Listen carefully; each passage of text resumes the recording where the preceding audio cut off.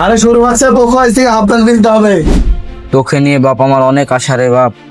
এরমই জানে হয়, আল্লাহ জানে তোকে আমার মুখ। কি করলি এরা তুই? বাবু মুছে দিচ্ছি আমি। আব্বা ভিক্ষে করছিস তো বস না, হ্যাঁ চেয়ার টেবিল সোফা মোফা কই? হ্যাঁ রে বেটা, আমরা গরিব হয়ে গেল, আমার ভাগ্য। সে লোন শোধ করতে না পারে আজ আমার এই অবস্থা। এবারে বাচ্চার মতন চলবো, রাজার মতন পায়ের উপর পা তুলে দিয়ে বসে থাকবো, বিশাল শান্তি, বিশাল আরাম।